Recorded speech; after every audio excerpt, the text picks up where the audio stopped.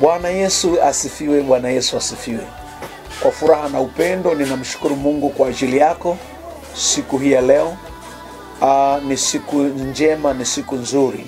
Nikukaribishe katika kipindi chako kizuri cha Tunu za Maisha. Neno tunu maana yake ni zawadi. Kwa hiyo maisha yoyote yaliyofanikiwa lazima kuwe na tunu au kuwe kuna zawadi iliyo ndani ya mtu, ambayo hiyo zawadi inampa kufanikiwa katika kile anachokifikiria.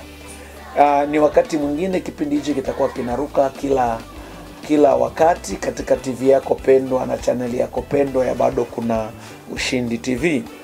Basi ninayekuletea kipindi hichi kizuri ni mimi ndugu yako na rafiki yako mtumishi wa Mungu Daniel Anthony Kitua, mubashara kutoka Dodoma. Nikukaribishe kusikiliza. Hebu waalike na rafiki zako waweze kuwa pamoja nasi, waungane nasi kwa ajili ya kusikiliza. Leo ninataka tutafakari na kujifundisha neno moja. Bwana Yesu asifiwe.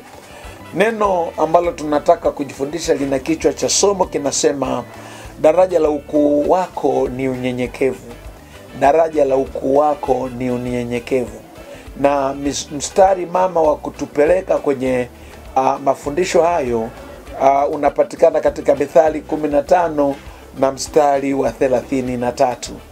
Mithali 15 mstari wa 33. Naomba tuende pamoja. Bwana Yesu asifiwe sana. Je, umewahi kusimama kwenye makutano ya maisha?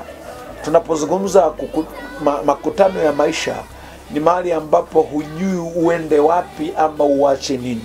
Hayo yanaitwa makutano ya maisha. Na katika makutano ya maisha ambapo umesimama, unaweza ukawa ukishangaa, hujui nini cha kufanya au nini kinachotakiwa kufanyika kwa wakati gani. Na mara nyingi katika makutano ya maisha ndipo pale watu huwa wanaweza wakajitenganisha na njia sahihi ama wakapita njia isiyofaa, na matokeo yake wakakuta wako katika uangamivu mkubwa. Bwana Yesu asifiwe sana. Na katika makutano ya maisha kuna wale ambao wanaanza kupaa na kuna wale ambao wanabakia chini. Jina la Bwana libarikiwe sana.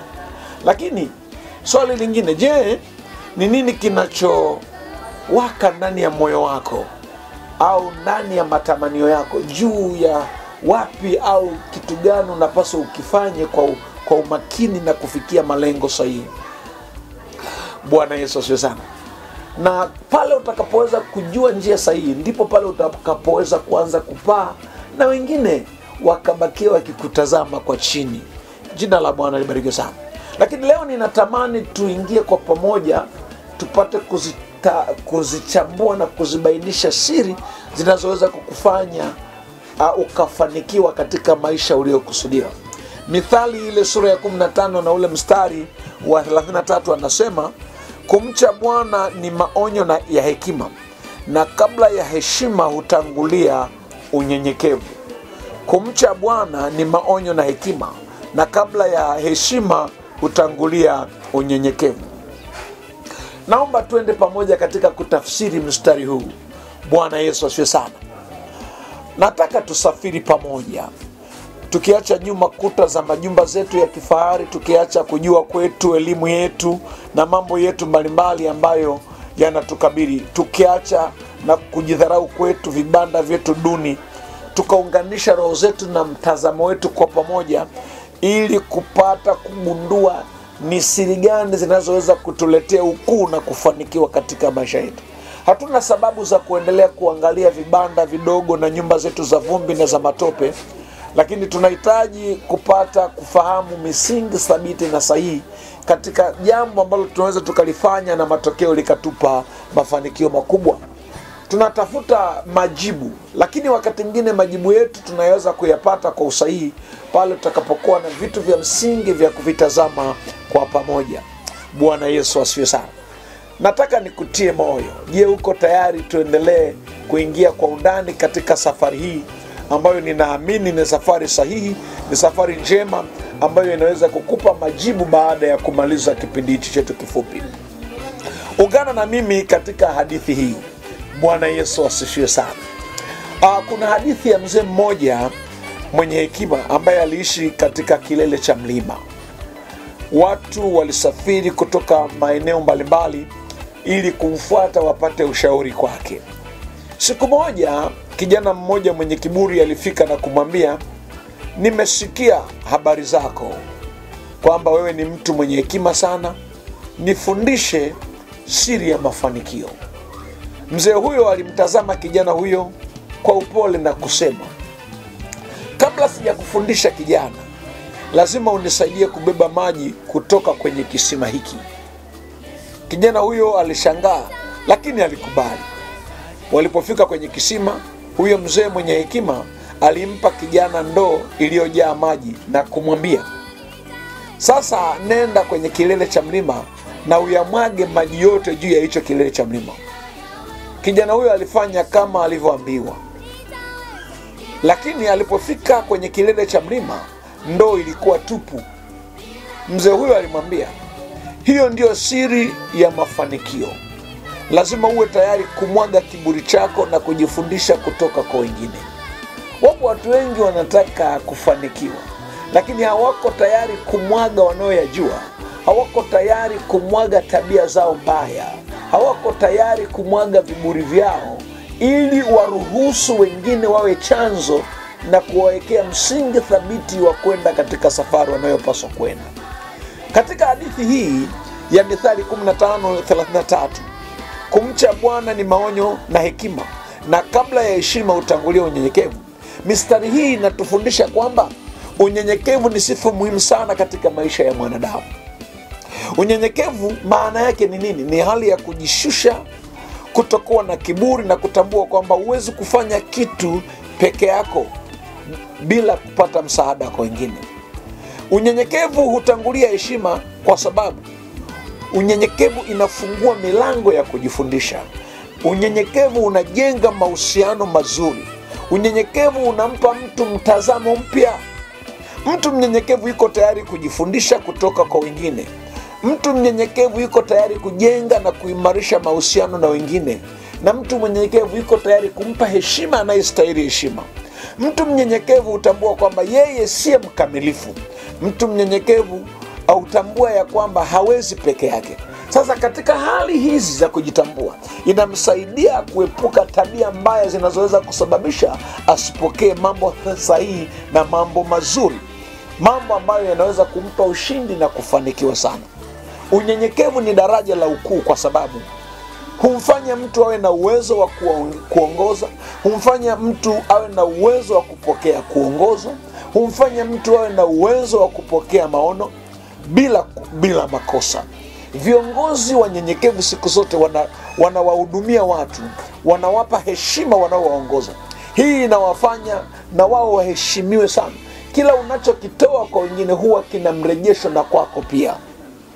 Watu wanyenyekevu wako tayari kusikiliza maoni ya wengine, hata wakayakubali na kuyafanyia kazi. Na katika hali hii ya unyenyekevu inamfanya huyu mtu awe mtu bora. Watu wanyenyekevu wako tayari kukubali makosa yao na kujifunza kutokana na makosa yao. Hii inawasaidia kuwafanya kuwa bora zaidi. Katika Biblia kuna mifano mingi ya watu waliokuwa tayari, waliokuwa wanyenyekevu, ambao baada ya kufanyika wanyenyekevu walifanyika kuwa watu bora wenye heshima wanaokubalika hata leo. Mfano wa mnyenyekevu katika Biblia ni katika kitabu cha Hesabu sura ya 12 mstari wa 3. Hii inatuonesha unyenyekevu wa Musa. Jinsi Musa alivyokuwa mnyenyekevu, na kupitia unyenyekevu wake alikuwa tayari kuwaongoza mamilioni ya watu kutoka nchi ya mateso na kuwapeleka katika nchi ya ahadi. Wapo watu wengi wana ahadi za kufanikiwa, lakini kwa sababu ya kukosa unyenyekevu, kila ahadi inakuwa inapeperuka. Leo ninakupa shauri ndugu yangu, kama una mpango wa kuwa mtu mkuu, lazima ujitahidi sana kutafuta unyenyekevu. Kutafuta unyenyekevu, kutafuta kuwa tayari kubadilika. Bwana Yesu asifiwe sana. Katika Hesabu 12:3 inasema, basi mtu huyo Musa alikuwa mpole sana zaidi ya watu wote waliokuwa juu ya uso wa nchi. Katika ule upole ndani yake ulikuwa kumeumbika unyenyekevu, na ndio maana aliweza kuwa makini katika hatua zote za kuwaongoza watu. Na Mithali 15:33 nasema, kumcha Bwana ni kukubali maonyo na heshima hutangulia unyenyekevu. Kama unataka heshima, unataka kuinuliwa, ni lazima ukubali kuonywa. Wapo watu wengi wanakwama njiani kwa sababu hawako tayari kukubali maonyo. Mtumishi wa Mungu, ninakupa shauri leo, chagua kuwa mnyenyekevu ili ufikie kwenye ukuu Mungu aliokusudia. Maneno haya yakusaidie na maneno haya yaamshe hari ndani yako, uone ya kwamba unapaswa kuwa mtu makini, mtu muhimu, lakini ni lazima uwe mnyenyekevu. Mungu akubariki sana unaposikiliza maneno haya. Wakati huu ninaomba yakupe changamoto ya kuanza maisha mapya, na mimi niko tayari kukuombea na nitakuwa ninakuombea ili Mungu akuwekee kitu kipya kitakachofanya uwe baraka kwa wengine katika jina la Yesu. Basi ngoja tuombe. Baba, kwa jina la Yesu Kristo, ninakushukuru kwa ajili ya mtu huyu anayenisikiliza na kunifuatilia popote alipo. Tumejifundisha kwamba unyenyekevu ni daraja la mafanikio. Unamjua vizuri na yeye anajijua vizuri. Kuna mahali ambapo ameona hayuko sawa, lakini kwa mafundisho haya Mungu amsha nia mpya ndani yake. Mpe kunyenyekea, mpe kusimama akijua ya kwamba anakuhitaji wewe kulikoni kitu kingine. Anahitaji watu wengine kuliko yeye mwenyewe ili afikie kwenye ukuu wake.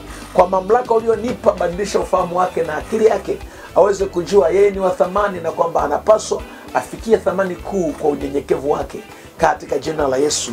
Amen. Basi mtumishi wa Mungu, Mungu akubariki popote ulipo.